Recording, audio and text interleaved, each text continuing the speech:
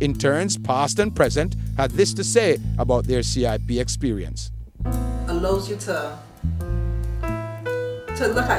meet different cultures, so that you will not be biased in terms of when you're dealing. Okay, if you're in Barbados, you judge everything by Barbadian standards.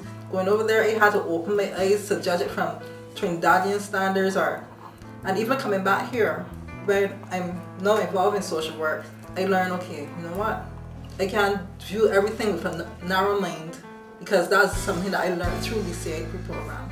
It was an excellent way for us to get exposure in another culture and also utilize abilities that we had been taught at UE in unfamiliar surroundings, which really forced us to be better professionals.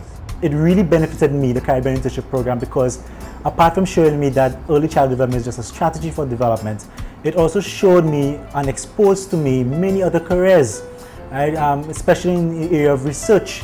And I mean, in terms of developing children, the CIP made it clear that there are a number of areas in terms of speech therapy, in terms of psychological conditioning, that we university students can explore, right, instead of going to the traditional areas, right, when we come out of or graduate from the University of the West Indies. I saw it as an opportunity for me to develop myself and be able to give back to the Caribbean community. My overall experience thus far has been one of interest, delving into the research, because I'm practically doing a lot of lit review right now, and it has been very interesting where I get to go into the journals and really research topics and so on.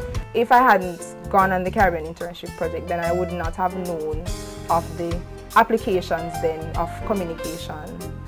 So I was able to explore a field that I never thought of when I went to Carimac. And now it has basically helped me to know that this is where I want to be, communication and development. So I want to say thanks to the Caribbean Internship Project for the experience. It has really put me on the path that I want to continue on. The CIP is no longer an experiment. The intention now is to strengthen the collaboration between the university campuses to ensure its sustainability. Representatives of this institution share their vision for the CIP.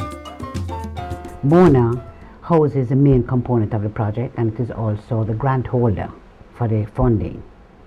And here we have developed, we house the main administrative structure. What we are trying to do now is to set up substructures of these administrative structures at the other campus sites. Trinidad has since developed their substructure. We have now a liaison officer in Trinidad who we relate to, and we have a committee of persons responsible for the CIP activities there. And I think KFIL is in the process now of doing the same thing. To really get it integrated, I think that the work has to start at the planning level with the departments.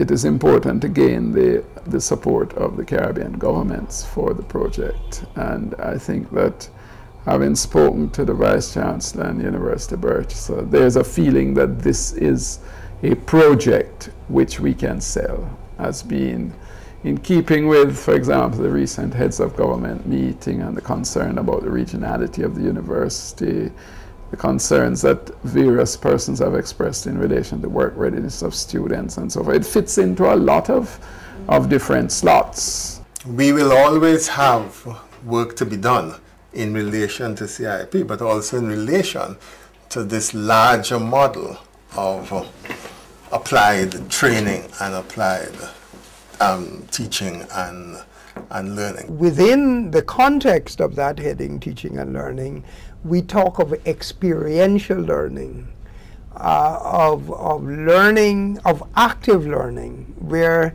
students are not passively taught, but they go out and gather information, and gathering information in practical settings like this would be of considerable benefit. We really do need to have graduates who are going to be able, skilled, and comfortable in the world of work. So in terms of what this project has been looking to achieve, it is very synergistic with some of what I had been hoping that the university would want to emphasize. We want to improve the contributions of the university to the Eastern Caribbean and UE12 countries, and we want to improve the visibility of the university to young people and to others in the Eastern Caribbean, and